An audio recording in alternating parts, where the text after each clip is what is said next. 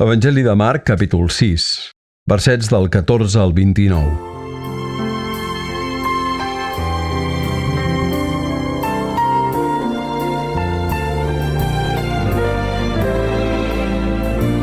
I el rei Herodes se'n va sentir parlar perquè el seu nom s'havia fet famós i deia: Joan el Baptista ha ressuscitat d'entre els morts, i per això les obres poderoses actuen en ell.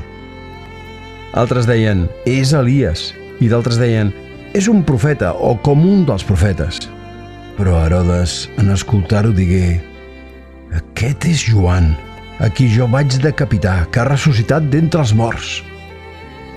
Perquè aquest mateix Herodes havia enviat a prendre Joan i l'havia fet encadenar a la presó per causa d'Herodies, la dona del seu germà Felip, amb la qual s'hi havia casat.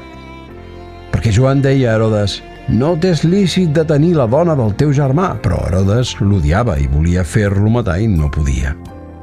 Perquè Herodes temia Joan, sabia que era un home just i sant i el protegia. I després d'escoltar-lo feia moltes coses i l'escoltava de bon grat.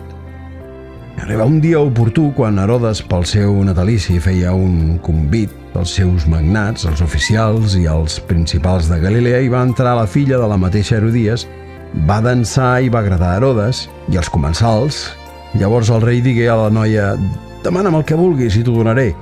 I li va jurar: qualsevol cosa que em demanis t'ho donaré, fins i tot la meitat del meu realme. I la noia va sortir i digué a la seva mare: què he de demanar? I ella li va dir: el cap de Joan el Baptista. I de seguit va entrar de pressa davant del rei i va demanar, dient: vull que em donis ara mateix sobre una safata el cap de Joan el Baptista.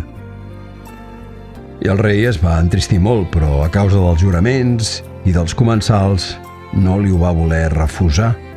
I tot seguit el rei n'envià un de la guàrdia i manà que duguessin el seu cap.